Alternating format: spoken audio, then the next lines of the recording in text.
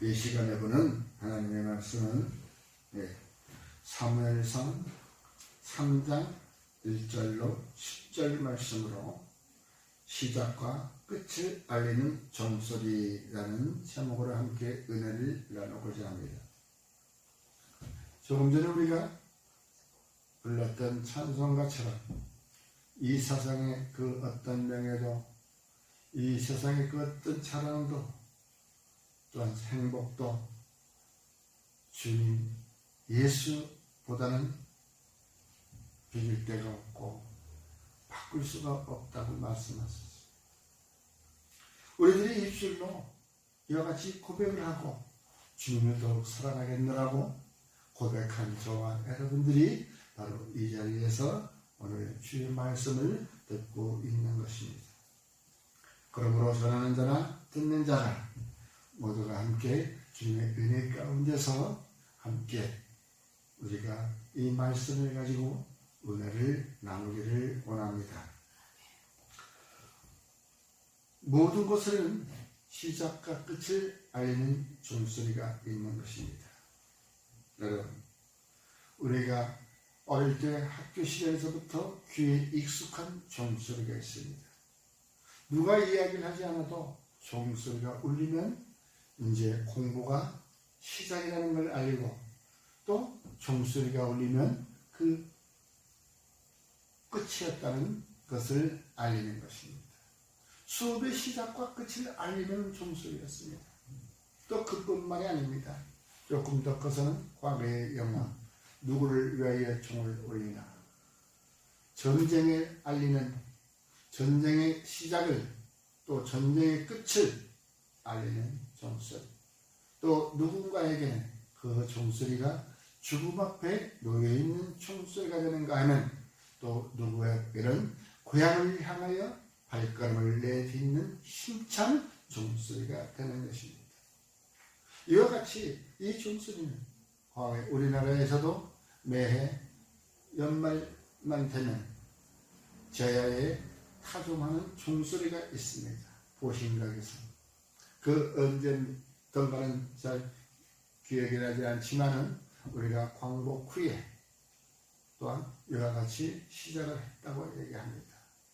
그와 같이 그 종소리는 우리가 한 해의 마감을 알리면서 또한 새해, 다가오는 새해에 또한 힘찬 발돋움을 할 수 있는 희망의 종소리인 것입니다. 그러므로 우리가 이 시작과 끝을 알리는 이 종소리, 주님께서도 말씀하셨습니다. 나는 시작과 나중이다. 처음과 나중이라고 말씀하신 것을 우리는 기억합니다. 그렇습니다. 오늘 성경 본문 말씀에서도 이제 엘리의 제사장 시대가 끝나고 사무엘 선지자의 시대가 열리는 것이 바로 오늘 이 순간이었습니다. 여러분, 이와 같이 새롭게 시작하는 그 이스라엘 백성들에게 시작하는 지도자를 하나님께서 불러부른 소리가 바로 사무엘의 귓소리에 울렸던 것이었습니다. 이와 같이 이제 모든 것은 시작을 알리고 끝을 알리고 제2의 서막이 열린 것은 바로 이것은 어찌 보면 영원한 순환적인 것이지 어디 일시적인 것이 아닌 것입니다.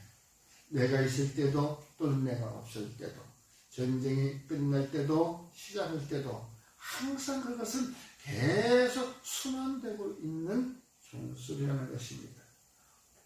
이제 언제부턴가는 또한 이 학교에서도 종소리가 사라지고 있다는 것입니다.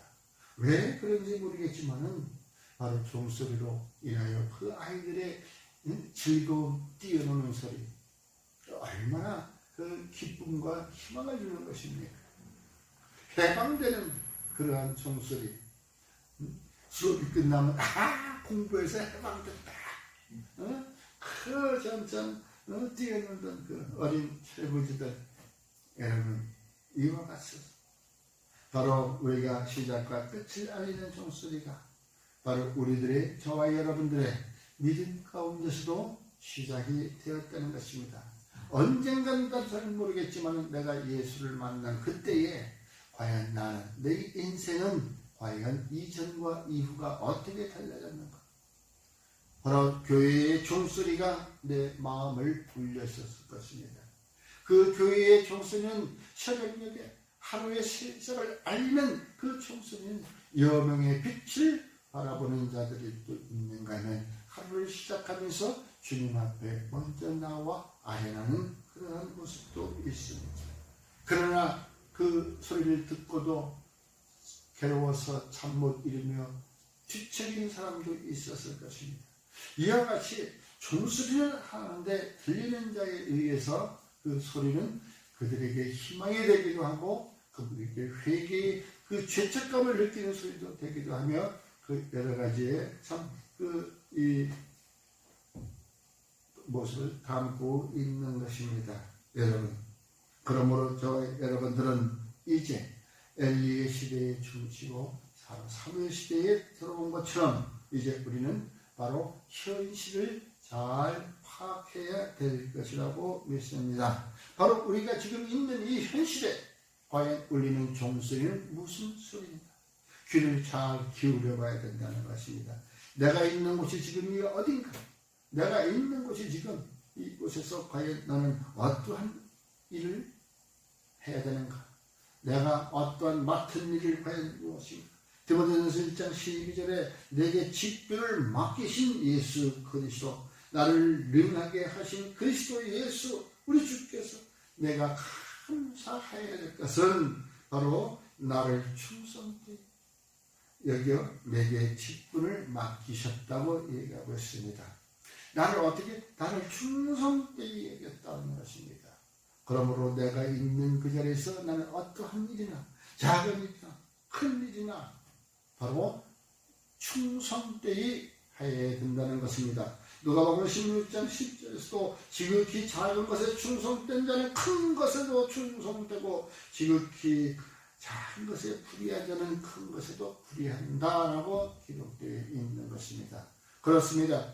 내가 지금 있는 그 현실 속에서 과연 나는 어떠한 일을 맡겨서 어떻게 일을 하고 있는가? 내게 맡겨진 직분이 무엇인가? 그 직분을 나는 충실히 감당하고 있는가? 바로 고린도서 4장 2절에도 같이 말씀하고 있습니다. 그리고 맡은 자들의 구할 것은 충성이다라고 기록되어 있습니다. 여러분, 저와 여러분에게 맡겨진 일이 어떤 일이든 간에 주님께서는 그걸 충성되이 보시고 우리에게 맡기셨다는 것입니다. 그러므로 맡겨진 그 일에 우리는 열심을 다해서 충성되이 그 직분을 감당해야 될 것입니다. 이것은 지도자나 아니면 그 백성들이나 각기 자기가 있는 그 자리에서 역할을 잘 감당해야 된다는 것입니다. 여러분, 바로 사무엘이 그 역할을 감당하지 않았다면 어찌 됐겠습니까? 엘리 제사장의 그 이제 시들어가는 꺼져가는 그 등불 같은 거, 얼마나 바로 선지자들이나 제사장들에게는 바로 하나님께서 직접적으로 말씀하시고 바로 그 백성들을 이끌어가도록 말씀하셨는데, 여기 성경 본문 말씀처럼 여호와의 말씀이 희귀하여 말씀이 들리지 않았다는 것입니다. 그래서 이상이 흔히 보이지 않더라. 기적도 하나님의 하시는 일 역사도 나타나지 않았다라고 하는 것입니다.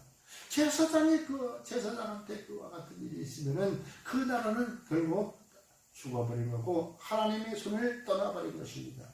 그러나 하나님께서는 그걸 버리지 아니하시고 또다시 그 백성들을 이끌어갈 바로 하나님의 사사를 보내신 것처럼 사무엘을 선지자로 삼아서 그 맡겨진 그 백성들, 선택한 그 백성들을 잘 이끌어갈 수 있도록 바로 사무엘을 두신다는 것이죠. 설령 저와 여러분들이 지금까지는 하나님의 손에 어긋났다 할지라도 이제 하나님께서 다시 한번 우리들에게 기회를 주십니다. 다시 우리에게 맡겨진 직분을 잘 감당할 수 있도록 충성되이 보인 것처럼 바로 지금과 같이 바로 다시 한번 부르신다는 것입니다. 여러분, 내가 있는 것이 내가 지도자로 있든 아니면 내가 중간층에 있든 백성에 있든 교회의 직분자로 있든 평신도로 있든 여러분 있는 그 자리에서 맡은 역할을 잘 감당하시기를 주님의 이름으로 축원합니다. 이렇게 자기에게 맡겨진 역할이 분명히 되었다면 이제 우리는 주님께서 하시는 말씀을 잘 들어야 된다는 것이죠. 모를 땐 또 물어보는 것입니다. 모를 땐 물어봐. 하나님 나를 무엇에 쓰시려고 이와 같이 부르십니까? 하는 식으로. 오늘 사무엘에게도 주님은 3번씩이나 부릅니다. 그 모르니까 또 가서 물어봅니다. 나 불렀어요? 아니요. 그러나 엘리 제사장은 그나마 그 본인 자신은 아직까지 덜 타락했는지 자식들이 타락했지 엘리 제사장 본인은 좀 그래도 괜찮았어. 그러더니 야 이제 너 하나님께서 부르신 거 없다 하고 정확하게 가르쳐 주었다는 것입니다. 엘리 제사장이 사무엘에게 그와 같이 정확히 가르쳐 주지 않았다면 어찌 보면 또 성경의 역사는 바뀌었을지도 모르지요. 그는 이제 하나님의 소리를 들어봤기 때문에 하나님께서 저 아이를 부르는구나 라고 아셨던 것입니다. 그리고 있는 그대로 거짓말하지 아니하고 그대로 잘 가르쳐 주었다는 것이죠. 그렇습니다. 내 시대에 끝났다 할지라도 내 시대를 이어갈 하나님의 역사는 바로 바르게 가르쳐 주어야 한다는 것입니다. 나의 행실은 잘못하고 부족하다 할지라도 바로 이어져갈 차세대에 이어져갈 바로 그러한 세대들에겐 바르게 가르쳐 주어야 된다는 것이 또 오늘 성경 본문 말씀인 것입니다. 여러분 그러므로 이제 저와 여러분들은 말씀의 거울을 삼아야 된다는 것입니다. 우리가 잘 아는 말씀은 내 발의 등이요 내 길의 빛이라고 말씀하고 있는 것처럼 여러분 시편 기자가 이야기한 것처럼 저와 여러분의 말씀이 바로 삼아서 내 발을 보니 내 길을 비춰주는 바로 그러한 말씀이 되어야 된다는 것이죠. 그러므로 말씀은 다시 말하면 거울인 것입니다. 그 말씀 앞에서 바로 내 모습을 비추어주는 것입니다. 거울에 비추인 내 모습 바로 말씀하게 비추어보는 것이 바로 시작과 끝을 알리는 행위인 것입니다. 시작을 할 때도 모습을 고쳐 입습니다. 안 그래요? 우리 어디 외출할 때도 집에서 나올 때도 옷을 단정하게 입고 다시 한번 거울을 보잖아요. 또 머리를 보고서 거울을 보고서 머리가 흐트러지진 않았나.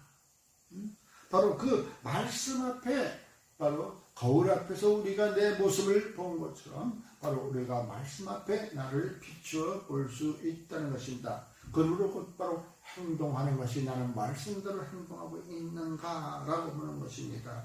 사무엘하 22장 31절에 하나님의 도는 완전하고 여호와의 말씀은 진실하니 그는 자기에게 피하는 모든 자에게 방패시로다. 바로 말씀 앞에 비추어서 자기가 바로 말씀에 이상이 없으면은 바로 세상 나가서도 모든 적으로부터 내가 피할 방패가 된다는 것입니다. 남에게 하자 흠잡을 데가 없다는 것이죠. 남의 손가락질을 받을 데가 없다는 것입니다.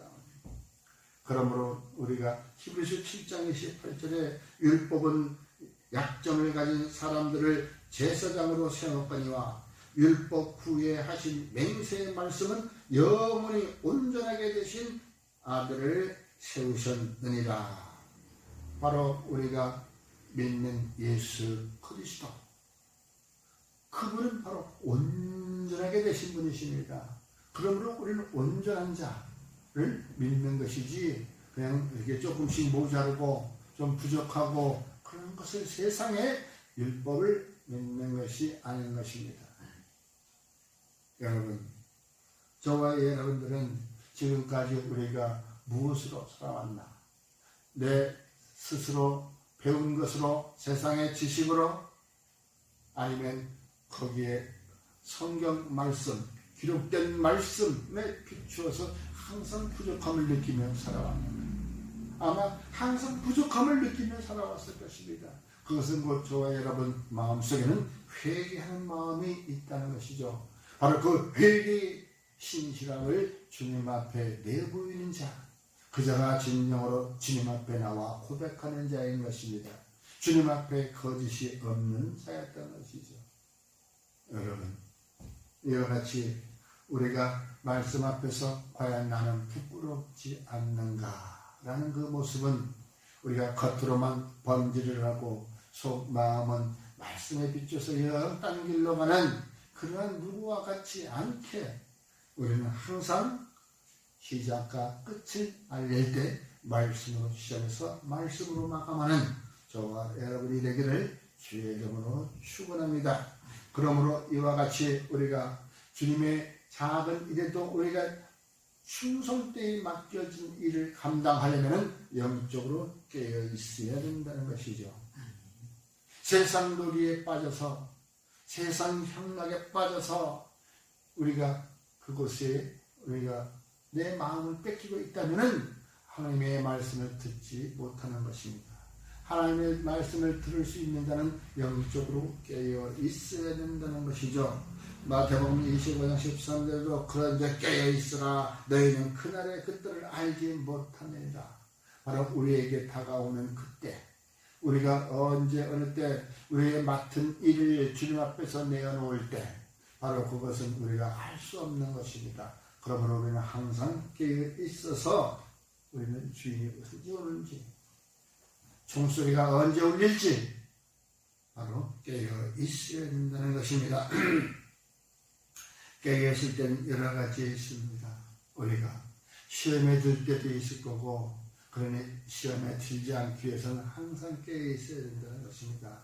우리가 깜빡 주는 그 순간 우리는 올무에 걸리고 말아버린다는 것이죠.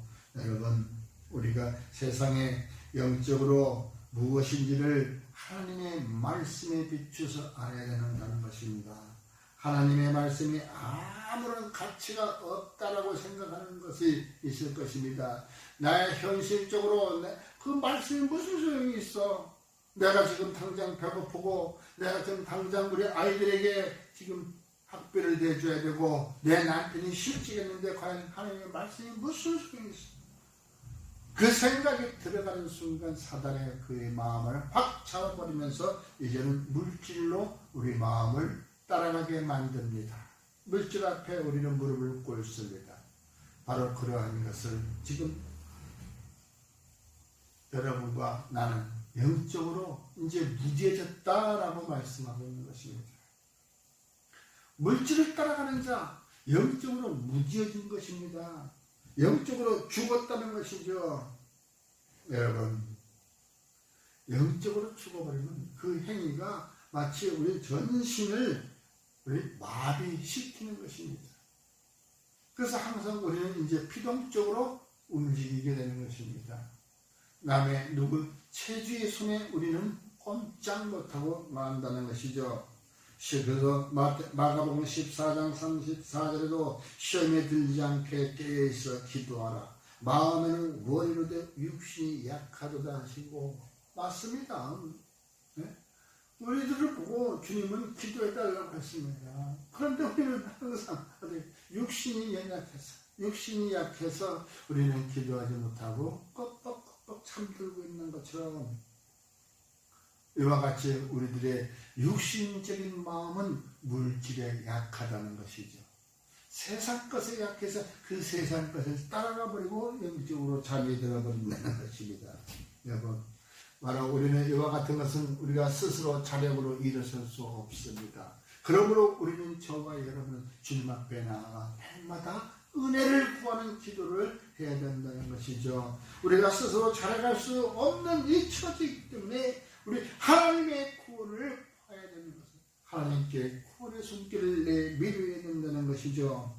그런 말 있잖아요. 신선 노름에 도끼자로 썩어가지 못하고 세상 것에 너무 빠져들다 보면은 우리가 어찌된지 내 영혼은 다 무뎌지고 썩어지고 자고 있다는 것입니다. 그럴 땐 종소리도 들을 수가 없는 것입니다. 어떻게 세상 것에 빠져 놀다 보니까 이제 세상을 끝을 알는 종소리를 듣지 못하는 거예요.